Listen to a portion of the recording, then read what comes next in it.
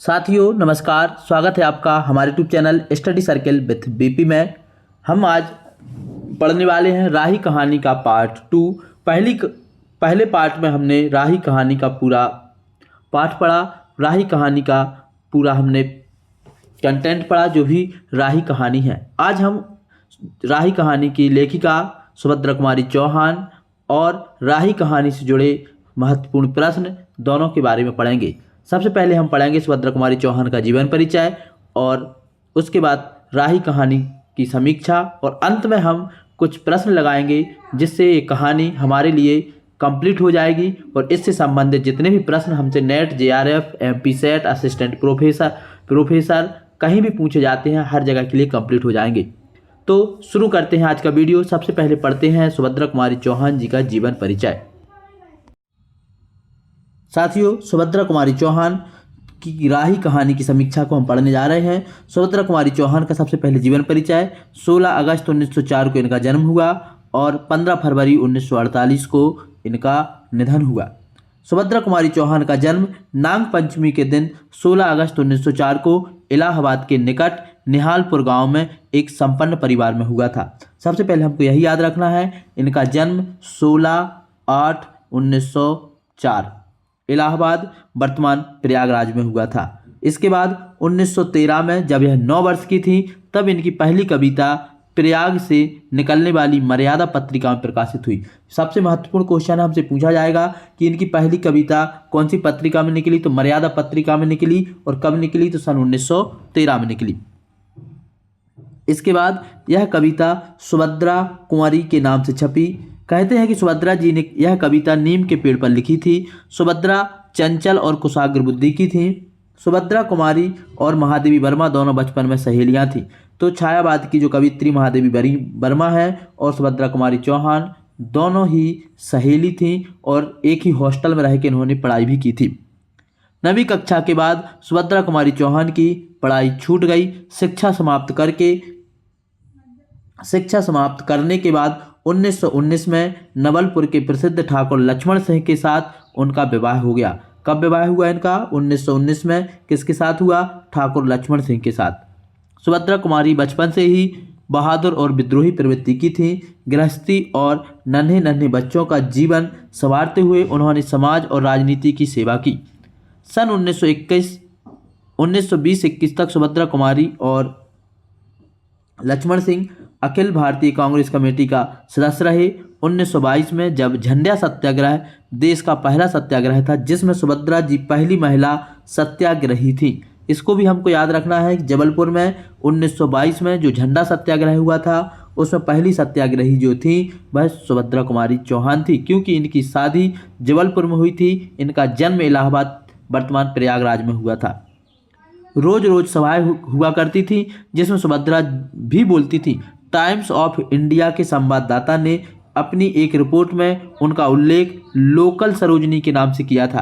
तो किसने किया था? टाइम्स ऑफ इंडिया के संवाददाता ने लोकल सरोजनी के नाम से कहकर किया था। लक्ष्मण सिंह जैसा जीवन साथी और माखनलाल चतुर्वेदी जैसा पथ प्रदर्शक पाकर वे स्वतंत्रता के राष्ट्रीय आंदोलन में बराबर सक्रिय रहीं।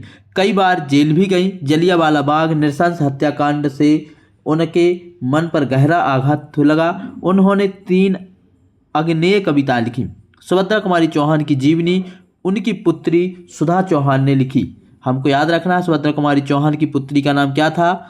तो सुधा चौहान था। और उन्होंने अपनी माता जी की जीवनी लिखी, जिसका नाम है मिला तेज से तेज नामक पुस्तक में लिखा। इसे हंस पत्रिका इलाहाबाद में प्रकाशित किया गया। तो सुभद्रा कुमारी चौहान की जीवनी कौन सी पत्रिका में प्रकाशित हुई? हंस पत्रिका में। किसने लिखी? सुधा चौहान ने।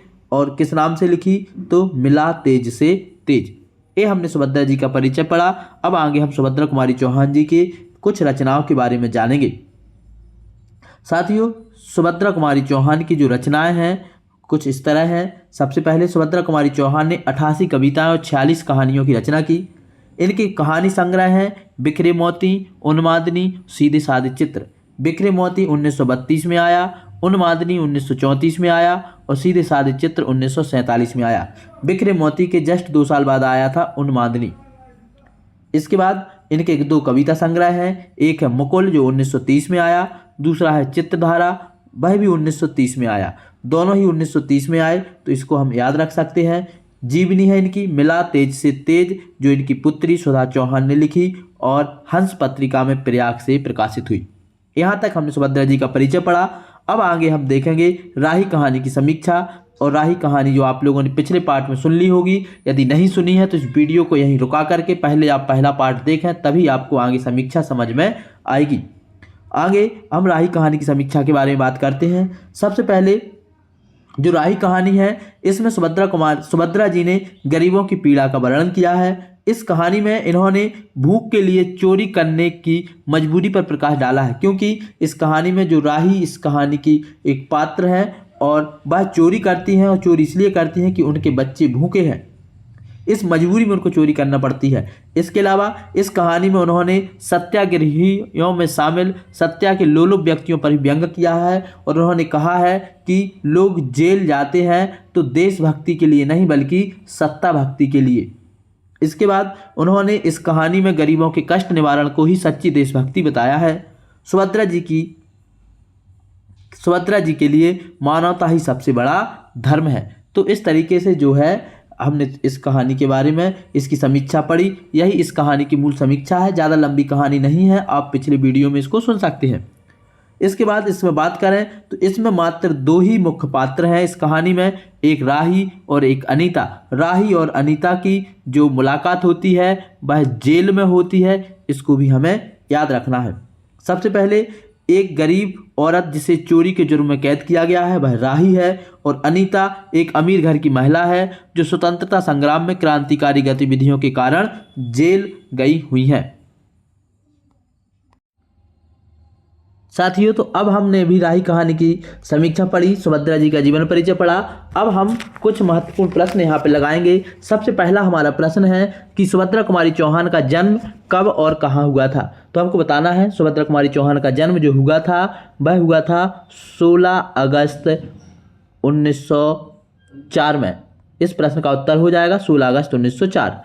दूसरा है सुभद्रा कुमारी चौहान की पहली कविता कब प्रकाशित हुई और कौन सी पत्रिका में प्रकाशित हुई। तो सुभद्रा कुमारी चौहान की जो पहली कविता प्रकाशित हुई थी वह हुई थी 1913 में, जब वह 9 साल की थी। और कौन सी पत्रिका में हुई थी, तो मर्यादा पत्रिका में प्रकाशित हुई थी, और नीम के पेड़ के ऊपर एक कविता लिखी गई थी। अगला हमारा प्रश्न है सुभद्रा कुमारी चौहान ने कौन सी कक्षा के बाद पढ़ाई छोड़ दी। तो सुभद्रा कुमारी चौहान की जो पढ़ाई थी वह कक्षा 9th के बाद कक्षा 9वीं के बाद छूट गई थी। अगला प्रश्न है सुभद्रा कुमारी चौहान की शादी कब और किस से हुई। तो सुभद्रा कुमारी चौहान की जो शादी हुई थी वह 1919 में हुई थी राजा लक्ष्मण सिंह से। इसके बाद हमारा अगला प्रश्न है जबलपुर सत्याग्रह के झंडा सत्याग्रह में पहली महिला सत्याग्रही कौन थी। तो जबलपुर के झंडा सत्याग्रह में पहली महिला सत्याग्रही सुभद्रा कुमारी चौहान जी थी। लोकल सरोजनी किसे कहा गया, तो और किसने कहा, तो लोकल सरोजनी सुभद्रा कुमारी चौहान जी को कहा गया, और ये जो कहा था टाइम्स ऑफ इंडिया के संवाददाता ने कहा था। अगला हमारा प्रश्न है सुभद्रा कुमारी चौहान की जीवनी किसने लिखी और जीवनी का नाम क्या है। तो हमने पढ़ा सुभद्रा कुमारी चौहान की जो जीवनी लिखी है उनकी पुत्री सुधा चौहान ने लिखी, और जीवनी का नाम है मिला तेज से तेज। इसके बाद हम आगे पढ़ेंगे